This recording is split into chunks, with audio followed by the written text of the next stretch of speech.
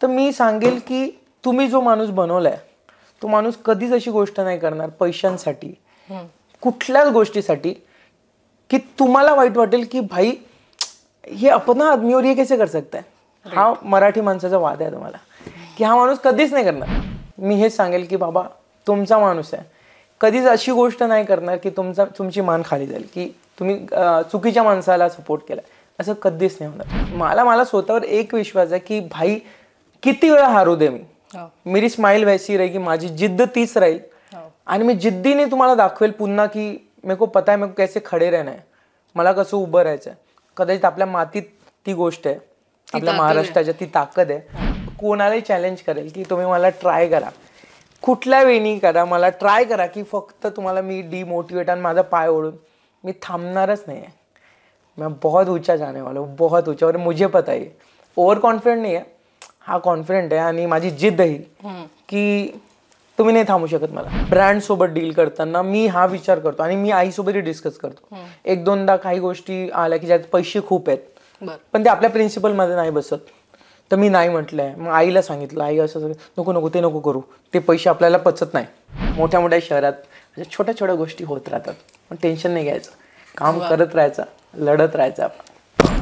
म्हणजे शाहरुखचा लोकप्रिय डायलॉग आहे, म्हणजे अगर किसी चीज को दिल से चाहो तो पूरी कायनात उसे तुमसे मिलाने की कोशिश में लग जाती है.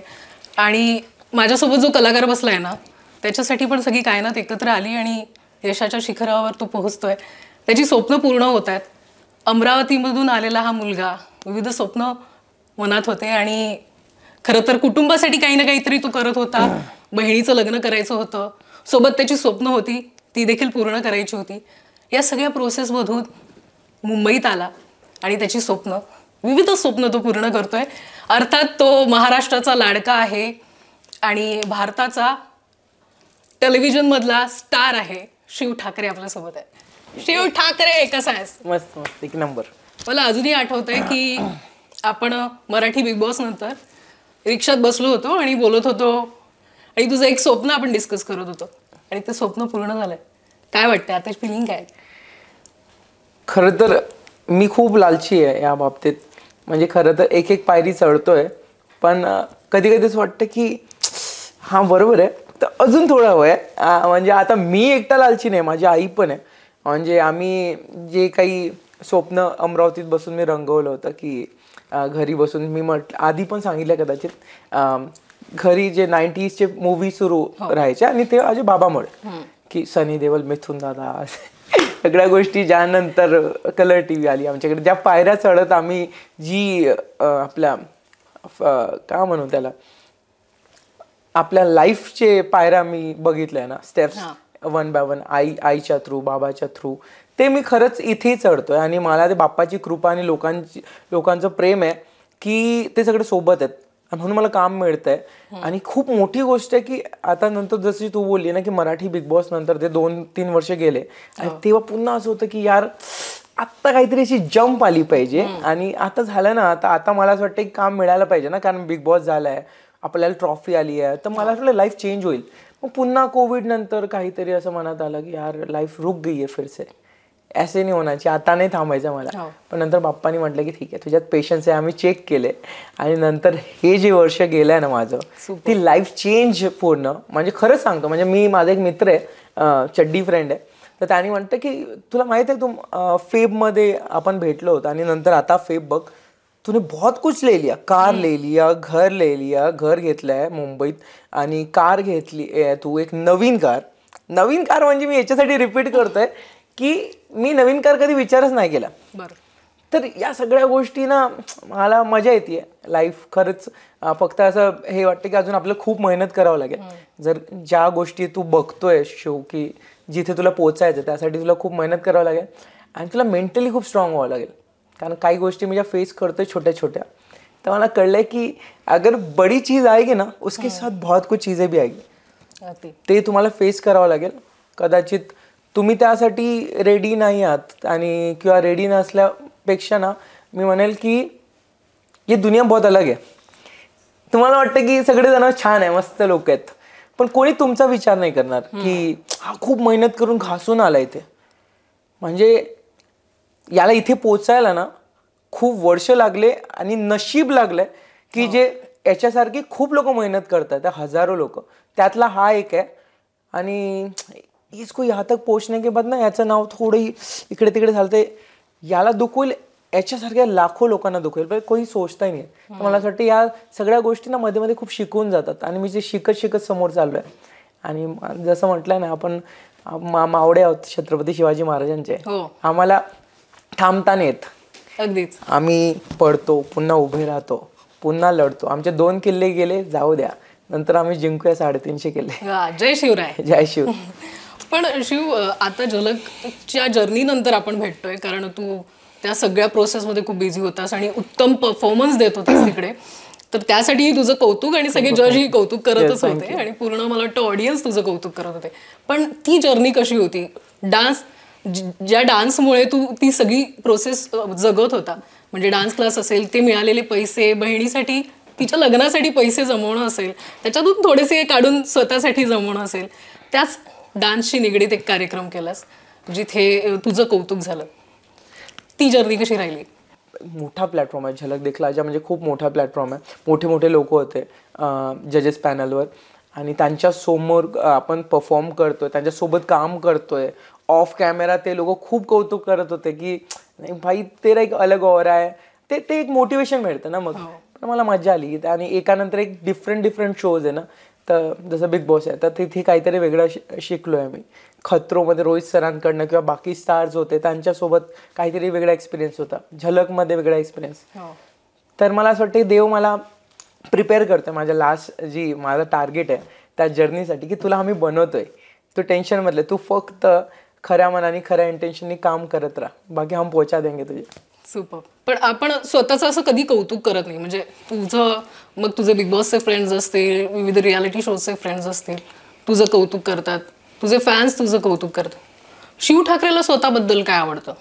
तुला असं वाटतं की माझ्यात ही क्वालिटी आहे ना, ही मला छान वाटतं की हे माझ्यात आहे?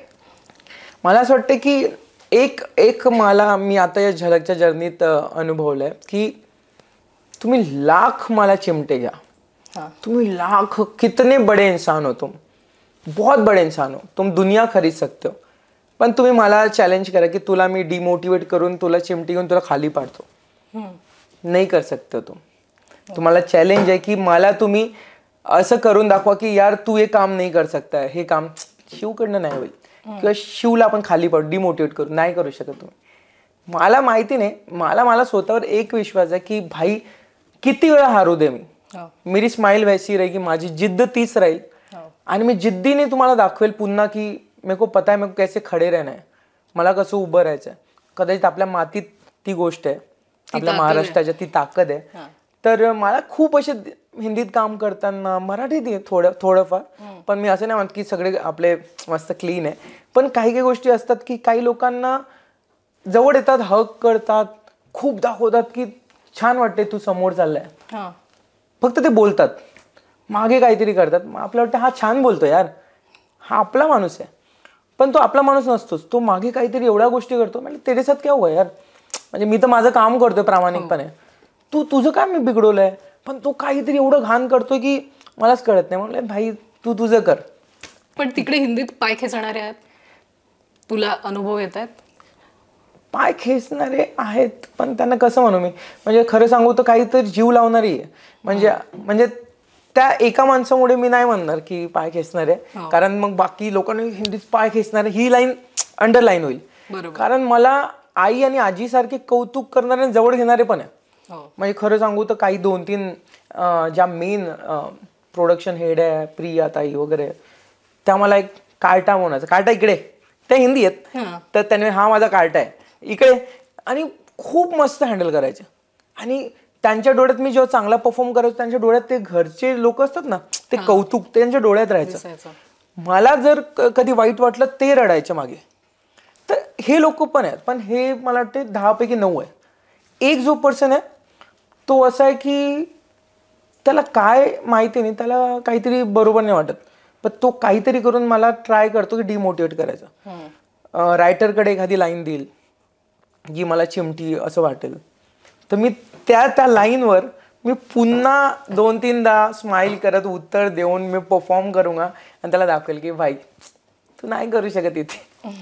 आणि मला तर म्हणजे मी ही कोणालाही चॅलेंज करेल की तुम्ही मला ट्राय करा, कुठल्या वेनी करा, मला ट्राय करा की फक्त तुम्हाला मी डिमोटिवेट आणि माझा पाय ओढून मी थांबणारच नाही आहे.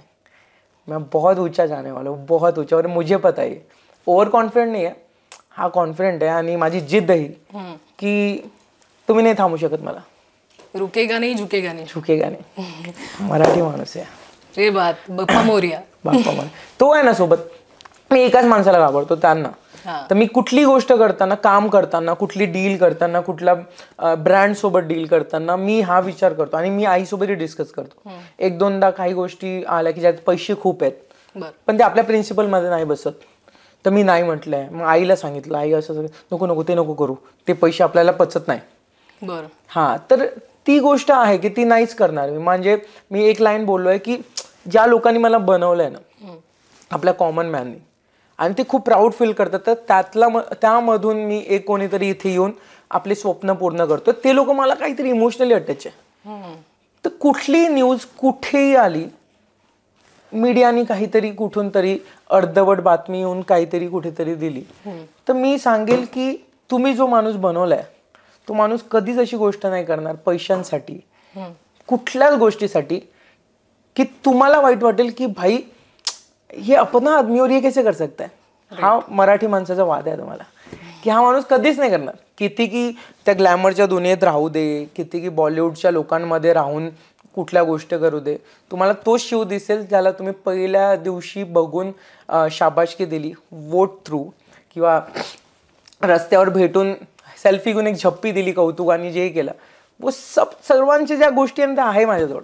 तर मी कोणालाच नाही दुखवणार, हा प्रॉमिस आहे. तुमचा माणूस आहे, कधीच अशी गोष्ट नाही करणार की तुमची मान खाली जाईल की तुम्ही चुकीच्या माणसाला सपोर्ट केला, असं कधीच नाही होणार. आणि दॅट्स शिव ठाकरे. आणि म्हणूनच फॅन्स जे सुरुवातीपासून तुला आतापर्यंत जीव लावतात. गणपती बाप्पाचा उल्लेख केलास तू. जेव्हा केव्हा दादरला आला, प्रभादेवीला आला, सिद्धिविनायक त्यांचं दर्शन घेतोस, किंवा कुठेही गेला की बाप्पा सोबत असतो तुझ्या. पण तू आध्यात्मिक आहेस का, स्पिरिच्युअल आहेस का? किंवा आता तू ज्या पद्धतीने एक होतं ना की सक्सेस आलं की त्याच्यासोबत स्पिरिच्युअलिटी आली, अध्यात्म आलं की तो बॅलेन्स करता येतो. तू तो बॅलेन्स करतोयस की तुला काही अनुभव आलेत? मला ना, मी खरं तर माझ्या घरी ना खूप या गोष्टी आहेत. पूजा पाठ असू दे, मला मेडिटेशन, मी जेव्हापासनं मला समज आली आहे, ठीक आहे ना, तेव्हापासून मी आईला बघतोय की आई 4 वाजता उठून मेडिटेशन करते. मग ती 2ला झोपली तरी करेल, 3ला झोपली तरी 4ला उठेल, आणि 12ला झोपली तरी 4ला उठेल. तर 4:30 पर्यंत. तर आणि एक सायंकाळी 7चा वेळ आहे तिचा मेडिटेशनचा, असं 2 आहे. तर त्या वाईब्स घरात असतात. तर ती सवय मी एकटाच नाही करू शकत. म्हणजे शिवला आम्ही असं संथ बसलेलं बघितलेलं नाहीये. तू करू शकतोयस नाही, तुला गरज नाही ना ते गोष्ट. नाही, गरज खरं तर गरज असते, फक्त ना तुम्ही हलचल होतीये तुम्हारे दिल में. तर मी सकाळी उठल्यावर एक प्रे करतो. हनुमान चालीसा असू दे, गणपती बाप्पांचं स्तोत्र असू दे, असं काहीतरी छान रोज असते माझं. आणि रात्री झोपताना थँक्यू बोलून जे असते एक मेडिटेशन, ते 1 मिनिटचं आई 1 तास करते. तर मी 1 मिनिट आता मी देवाला पोचवतो 1 मिनिटात. पण ते मन लावून की मला जे काही तू देतोय ना, ते खूप खूप देतोय. म्हणजे मी खरंच एक्सपेक्ट नव्हतं केलं की इतना मुझे मिलेगा. तर ते तर आहे, देव बाप्पाशिवाय काहीच नाही. आणि मी म्हणतो ना की मला कुठले काम सुरू करताना मी बाप्पांच्या पाया लागतो. माझ्या स्टोरीवर एक बाप्पा असतात. ते स्टोरीवर याच्यासाठी असतात, लोकांसाठी नाही. ते असतं माझ्यासाठी की माझ्यासोबत आहात तुम्ही, म्हणजे माझ्यासोबत राहा. कारण तुमच्याशिवाय मी नाही काय करू शकत. जसं म्हटलं, मी हार्डवर्क करणारे खूप लोक आहेत, खूप टॅलेंटेड आहे माझ्यापेक्षा, गुड लुकिंग आहे, हार्डवर्क करतात, टॅलेंट आहे. बट हे होतं ना, कभी बाप्पाचं ब्लेसिंग म्हण त्याला की लक म्हण, तर ते मायने ठेवतं. मला असं वाटतं की बहुत लोग आहे यार यहाँ पे, मैंने इंडस्ट्री में देखे. किंवा एक शो बघतो, बिग बॉस सारखा शो खूप लोकांना करायचा आहे. ऍक्टर आहेत किंवा एक कॉमन मॅन आहे, त्यांनाही करायचा आहे. तर मी एक तो देवाचा तो मुलगा किंवा त्याच्यासोबत एवढी ब्लेसिंग की त्याला तो चान्स मिळाला. त्याच्यानंतर ठीक आहे, चल हो गया, उसके बाद क्या, त्यानंतर खतरो, तोही करायचा आहे. झलक, त्यांना डान्सर खूप चांगले चांगले आहेत. पण मला ते नशीब की ही पुरी चेन मी करून 1 वर्षात कंप्लीट केली. आता अजूनही माझ्याकडे खूप देवाच्या कृपेने काम आहे आणि मी करेल ते मस्त मन लावून नवीन नवीन गोष्टी दाखवेल लोकांना. आणि मी नेहमी ते प्रॉमिस करतो की मी ट्राय करेल की माझ्या थ्रू जर अजून आपले लोक जे आहेत ज्यांना तो रस्ता नाही माहिती ते मी नेहमी ट्राय करतो. कुठले ऑडिशन असतो तर मी ट्राय करतो. मी तुम्हाला तिथे सिलेक्शनपर्यंत नाही मी काही हेल्प करू शकत, मी रस्ता दाखवू शकतो. मी एवढा मोठा नाही झालो. मी माझ्या मित्रांना ऑडिशन पाठवतो की इथे इथे तू असं कर, पण मी तुला सांगतो तसं नको करू, तू तुझी पर्सनॅलिटी एक राहील ना, एकदा ट्राय कर. तर फक्त आपण एक सांगू शकतो की इथे पैसे नाही द्यायचे, इथे ऑडिशन आहे, चुकूनही पैसे नको देऊ. जर तू त्या कॅरेक्टरमध्ये फिट आहे किंवा तुला वाटतं की ये तो पैसे कोई तेसे लेंगा ही नाही, जर पैसे घेतोय म्हणजे तो फ्रॉड आहे. कुठलंच रियालिटी शो, कुठलंच मला वाटतं मोठ्या मोठ्या मूवी असू दे, पैसे नाही घेत यार, ते पैसे देतात. तर मी ट्राय करतो की जिथे जिथे पॉसिबल आहे तिथे तिथे माझ्या मित्रांना थोडं लिंक पाठवू दे किंवा काही असू दे, थोडंफार जेवढं होऊ शकते. कारण सिलेक्शनपर्यंत मला नाही वाटत की ते सर्वांना माहीत आहे की वो नाही कर सकतो. लोकांना वाटतं की मोठं झालं. टॅलेंट पण गरजेचं आहे. हां, टॅलेंट आहे, बट कधी कधी ना मी तुला सांगू का, टॅलेंटपेक्षा ना वो दिन सही नहीं होता है, और वो दिन सही नहीं होता या फिर वो कैरेक्टर उसके लिए नहीं होता है. म्हणजे असं वाटतं की तो रिजेक्ट झाला, त्याला वाटतं की शिट ये मेरे लिए फील्ड नाही, तो कॅरेक्टरच नव्हता फक्त तुझा. असा एक कॅरेक्टर येईल दुसऱ्या दिवशी, तो तेरे लिए ही बना है, उस दिन तेरी लाईफ बन जाएगी, पण तू सोडू नको. पण आता अमरावती, मुंबईत आल्यानंतर ही जी सगळी इंडस्ट्री आहे तिथे वावरतो तू, अनेक पार्टीज मध्ये जातो, पापराजी तुला काही सोडत नाही, तू जिथे जातो तिकडे तेही असतात. पण या सगळ्यामध्ये, या पार्टीज मध्ये आणि ही सगळी स्टार मंडळी असतात ना, क्युरिओसिटी आहे मला की काय म्हणजे गप्पा काय असतात त्यांच्या, तू ऐकलंय कधी? एक आतली गोष्ट सांगतो. म्हणजे एक बॉलिवूडचे मोठे स्टार आहेत ते. बरं. तर मी गेलो, मिस मालिनी जी पार्टी होती, बहुत लोग आए थे. बॉलिवूड के 7-8 लोक होते, टीव्ही इंडस्ट्रीचे काही लोक होते. तर मी रेड बुल घेतला, मग ऑरेंज ज्यूस घेतला आणि मी थांबलो होतो. ठीक आहे, माझं झालं, रेड कार्पेट झालं. मेन रेड कार्पेटसाठी लोक येतात, ठीक है, मीडिया में दिख जाओ, ठीक है. उसके बाद अंदर हाई बाय 2 ही लोग होते हैं और सबको सबसे बात करनी होती है. कसं काय, अरे आफ्टर लॉंग टाइम वगैरे, टॉपिक कुठलाच नसतो. मग तुझ्या आउटफिटवर, आणि मग नंतर माझ्याकडे 2-3 त्या लेडी आल्या, ज्या ॲक्ट्रेस आहे त्या आल्या, माझ्याकडे बघत होत्या. प्लीज जैसे अपना हाल है वैसे सबका हाल है क्या, मतलब देख. आम्ही ऑब्झर्व करत होतो, कोणी काहीच नव्हतं करत, कोणी कुठेतरी कॉर्नर बघत होतं की एक्झिट करतात आहे काय लोक.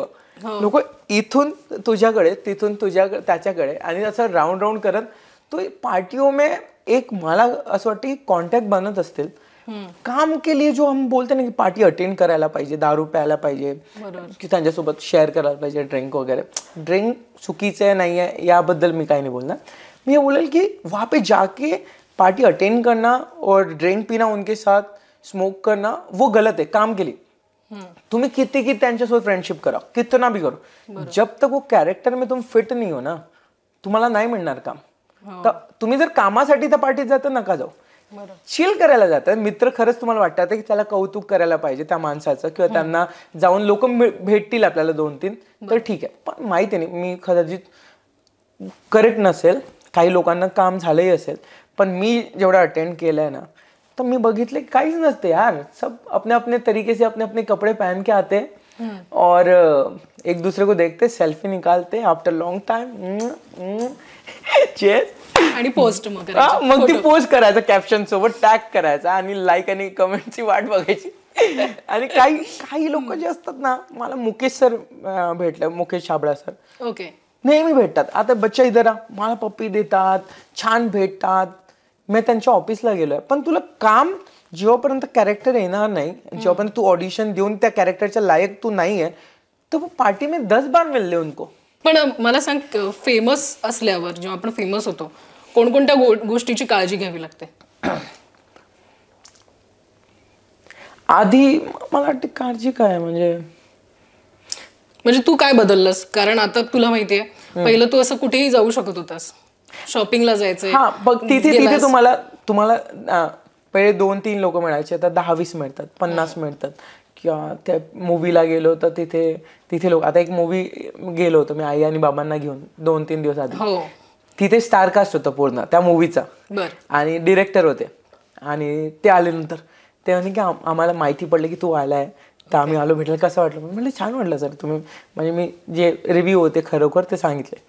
मग आईला बघितलंय मी बिग बॉसमध्ये. मग लकीली बाबा होते, बाबांना मी बाबाचा एपिसोड आताच झाला होता, तर त्यांच्याकडनं रिव्ह्यू घेतले. तर त्या गोष्टी एक चेंज होतात. मग फक्त बोलताना कधी कधी आपण बोलतो ना नॉर्मल, आणि तुम्ही कॅमेरावर बोलताना काही शब्द आहे की आई आणि मी बोलतोय, पण काही गोष्टी मला असं वाटतं पर्सनली आम्ही तर बिंदास बोलतो, ठीक आहे काय म्हणजे जे मनात आहे तेच आपण बोलू. पण कधी कधी मला वाटतं की बोलताना लिमिटेड बोलायला पाहिजे असं मला सांगतात. आताही बघ मी तुझ्यासोबत तू विचारते मला त्याचं खूप एक्सप्लेन करतोय, पण मी तसंच करू शकतो. मी तुला विचार करून जर बोलेल तर माझ्या ऑडियन्सला ज्यांनी मला बनवलंय त्यांना मी नाही आवडणार. आणि तो शिव नाही आहे, नो फिल्टर, वो नहीं होगा. मतलब शायद मैं पूरा परफेक्ट नहीं होगा, पूर्ण परफेक्ट नाही आहे मी. काही गोष्टी चुकीच्या करेल, काही बरोबर करेल, तो म्हटलं वैसे हूँ मी परफेक्ट नाही आहे.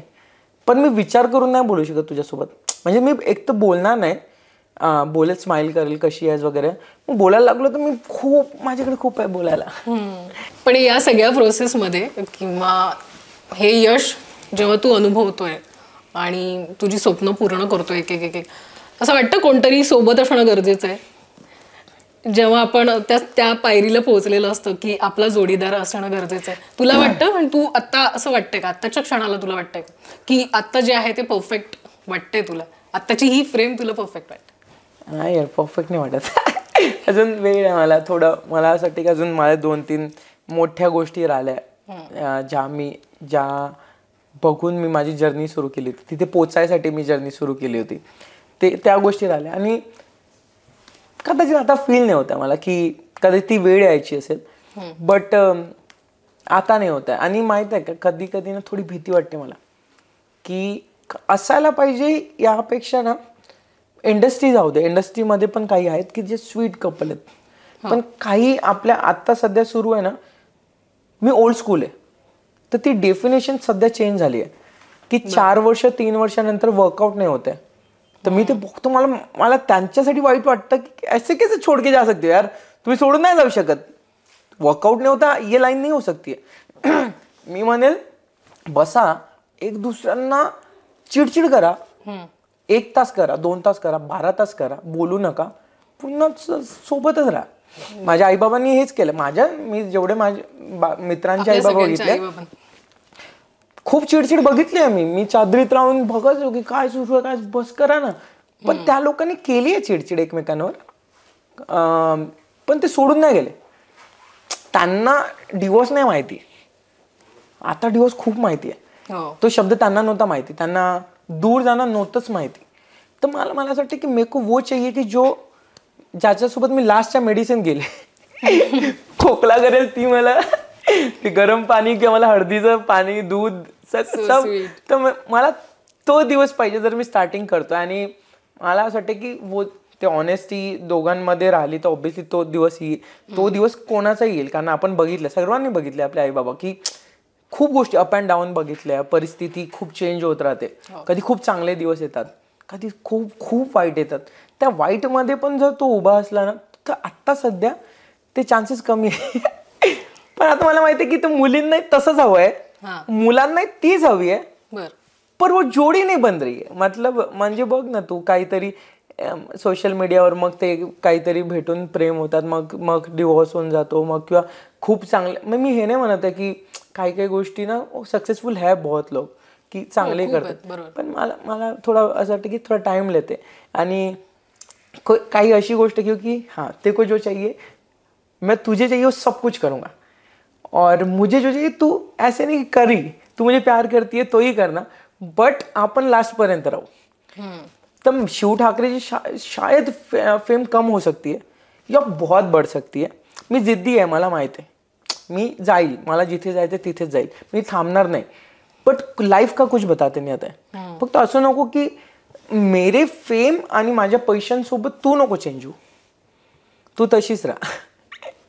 तर मला वो वाला मेरा आहे. तो मला असं वाटतं की असं नको की आता फेम चल रहा है तो मेरे को ऑप्शन मिलेंगे, असं नाही, सॉरी, बट मी माझी काय तारीफ करू यार. अरे बापरे. पण माझी आई म्हणते ना की अरे हे तुला माहित कर आता पटकन. आई मागे लागते, आई थोडीफार मागे लागते. मग मी म्हणतो की ऐक ना, मला एक नाही करायचे, मला 5-6 करायचे. हे घाणेरडं आहे का, काही बोलतो का, असं होत असतं का, मी मस्ती करतो जाणून. तर ती मग थांबून जाते की हा ठीक आहे. पण ती 1-1.5 वर्षापासून मागे लागली होती. म्हटलं थांब, नाही आता सुरू झालंय आपलं. पण आता खूप गोष्टी येतात की चांगले चांगले लोक आईला विचारतात की हे करतात. म्हटलं आई थांब. मागणी येत आहेत लग्नाची शिव ठाकरेला? आई जोड येतात आईकडे येत आहेत. बरं, आतापर्यंत खूप आलेत.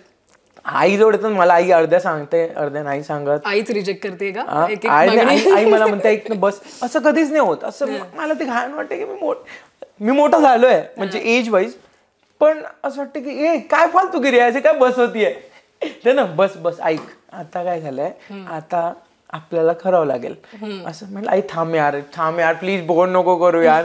तो वो सीन ना, म्हणजे शिव ठाकरेचं लाईफ काही वेगळं नाहीये. तो किती मोठा स्टार झाला असला तरी आई आणि मुलाचं जे नातं असतं ते स्टार असो काही असो ते काही नसते, त्यात ती गोष्ट नसते त्यात. ते बदलत नाही. बरोबर. बरं, आता तुझं नेक्स्ट स्वप्न मला वाटतं मोठ्या पडद्यावरचं आहे, तर थोडस ऑडिशन करूया आपण. काही फेमस डायलॉग्स आहे हा शिव, आणि तू म्हणजे ऍक्टिंगचं तर आता इथपर्यंत गाठलेलं आहेस. झलक वगैरे मध्ये आम्ही बघतोय तू उत्तम वेगवेगळे इमोशन्स पोर्ट्रेट करतोय. तर मी काही फेमस डायलॉग तुझ्यासाठी घेऊन आली आहे, ते तू तुझ्या पद्धतीने कसा बोलतोय बघूया. तर पहिला डायलॉग आहे अमरीश पुरी यांचा. तू आता सध्या देशील तर मी कॅरेक्टर मध्ये जायला वेळ लागणार मला. हा, तू तुझ्या शिव अंदाज मध्ये बोललास तरी काही आपलं काही खरं ऑडिशन नाही आहे. पण जा सिमरन जा, जी ले अपनी जिंदगी, हे डायलॉग तो कसा म्हणशील? हे बघ, ऑडिशन नाही, मस्तीमध्ये घेऊया आपण. ऑडिशन मी देईल तुम्हाला नक्की. आपण मराठीत घेऊ अमरीश पुरीला. जा सिमरन जा, कर आपल्या बयाडपणा कर आणि परत जा. Wow, super. मराठी अमरीश पुरी, वाह. ओके. हार के जीतने वाले को बाजीगर कहते हैं. मला एक इंटरव्ह्यू होता आणि ती लाईन मला खूप मोटिवेट करते. तर ती लाईन काय केलं त्यांनी की हार के जीतने वाले को बाजीगर कहते हैं, पर अभी से हार के जीतने वाले को शिव ठाकरे कहते हैं. असं एक लाईन म्हणजे मला खूप जाम आवडली ती. त्याने जी रिपोर्टर होती तिने म्हटलं, तर मला ती लाईन म्हणून दाखवली की वो लाईन मुझे मोटिवेट करती है कि आप अगर नहीं जीते पर हार के भी अगर जीतते हो ना तो बहुत बड़ी बात है. नक्कीच, सुपर. रिश्ते में तो हम तुम्हारे बाप लगते हैं और नाम है शहनशाह. त्या लाईनला मला वाटतं छेडखानी करायला नको ना. नको बाबा. अमिताभ बच्चन यांना भेटलायस तुझी?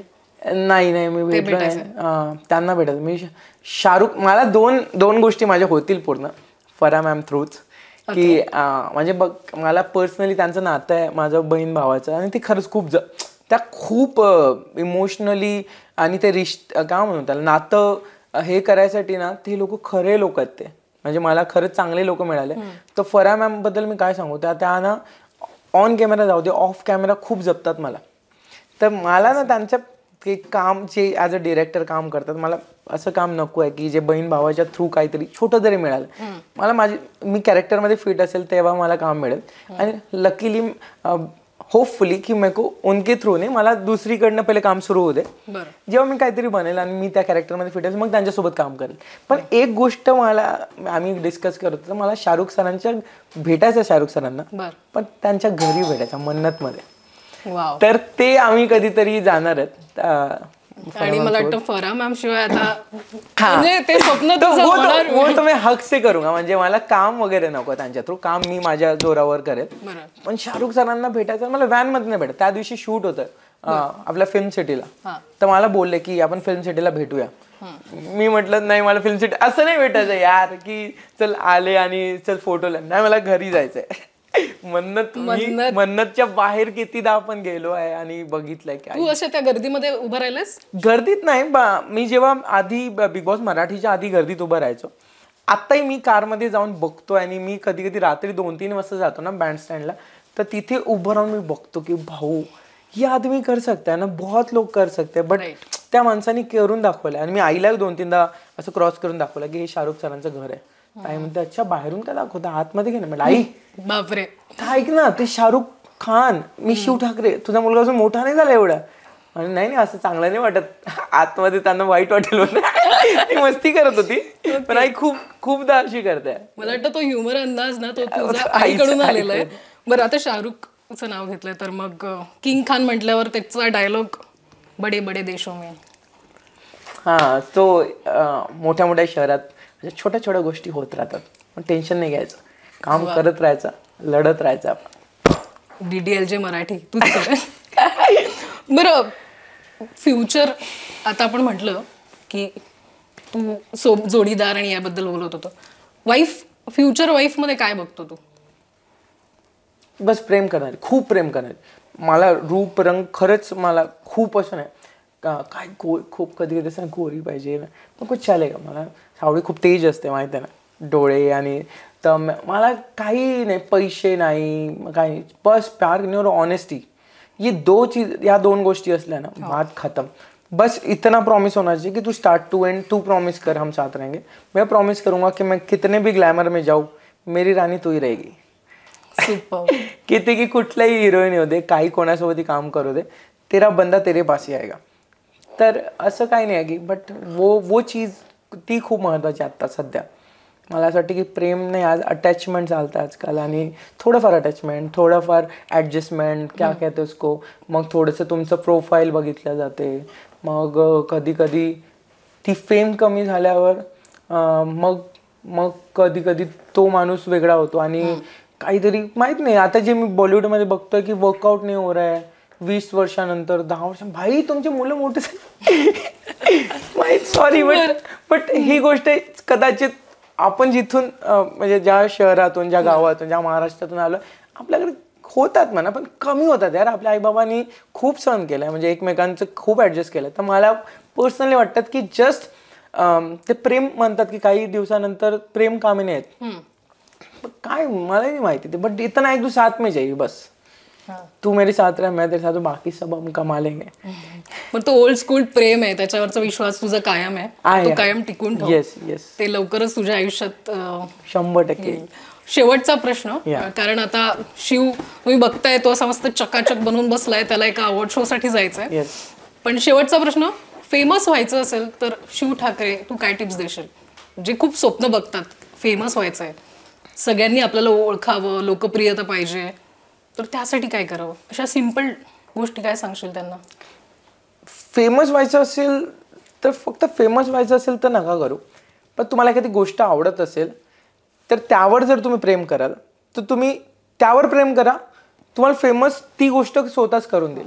म्हणजे फक्त फेमस व्हायचं असेल तर मग कधी कधी तुम्हाला शॉर्टकट येतील काही काही, आणि त्या शॉर्टकट काही दिवसापुरतीच ती फेम राहील. मग होईल की एकदम स्टार बन गए और एकदम फिर नॉर्मल इंसान बन गए, मग ते सहन नहीं होना, ये मज़ा नहीं आ रहा है. तो अपने को स्टार बने रहना है. तो मुझे लगता है की ते कुठे मोठ्या मोठ्या लोकांकडनं ऐकलं आहे मी की तुम्हाला आपला पहिया जो असतो ना, रूट्स जे असतात ते स्ट्रॉंग करावं लागतं, आणि जी तुमची आवडती गोष्ट असेल त्याच्यावर प्रेम करा, मस्त घाम गाळा, जेवढं होऊ शकेल थकून जा, पुन्हा हसत हसत पुन्हा ट्राय करा, आणि ती गोष्ट एवढी टाईटली तुम्ही रूट एवढे पक्के करा की भाई कोई भी हिला नाही सके आपको. मग ती फेम तुम्हाला कंटिन्यू कॉन्स्टंट राहील जेव्हापर्यंत तुम्ही राहाल. सुपर्ब. आणि हीच एनर्जी आणि हे सगळी वाक्य, ही पॉझिटिव्हिटी मी मिस करत होती बरेच दिवस, कारण शिव ठाकरेला भेटली नव्हती. सो आज भेटले, मला खूप छान वाटलं. आणि तुझी जी सगळी जर्नी सुरू आहे, तू यशाची विविध शिखरं गाठतोयस, तर अशीच उंच झेप घेत राहा. सो त्यासाठी तुला खूप खूप ऑल द बेस्ट. छान वाटतं मला, खूप बोललोय मी, आई शपथ. म्हणजे आमचं डिसाईड झालं 15-20 मिनिटात आम्ही करून निघू, पण मला वाटतं मी खूप जास्ती बोललो खूप, कारण तुला कसं वाटलं? पण मला मजा आली हिच्यासोबत बोलताना. मी खरं सांगू म्हणजे रिपोर्टरीला बाजूने ठेवा, ही माझी मैत्रीण आहे, आणि हिच्यात एक चांगली गोष्ट आहे ना, ही ॲज अ रिपोर्टर तुमच्याशी प्रश्न उत्तरं नाही करत, ही ना ॲज अ माणूस म्हणून बोलते ना, तेव्हा ना इथून निघतात उत्तर. आणि मी आत्ता 4-5 महिन्यानंतर हा बाकी झलक रिलेटेड तर बोललो आहे, मी इंटरव्ह्यू पहिला दिलाय आणि मी खूप बोललोय, खूप बोललोय, ये पर्सन की वजह से. Thank you so much. आणि लवकरच बड़े पर्दे पे हम देखेंगे आपको. जरूर जरूर. उसके बिना मैं रुकूंगा. All the best. Thank you so much. रुकना भी मत. महाराष्ट्रातील सर्व बातम्यांचे विश्वासार्ह व्यासपीठ. सकाळच्या सर्व सोशल मीडिया प्लॅटफॉर्मला लाईक, फॉलो आणि सबस्क्राईब करा. तसंच सर्व नोटिफिकेशनसाठी बेल आयकॉन प्रेस करायला विसरू नका.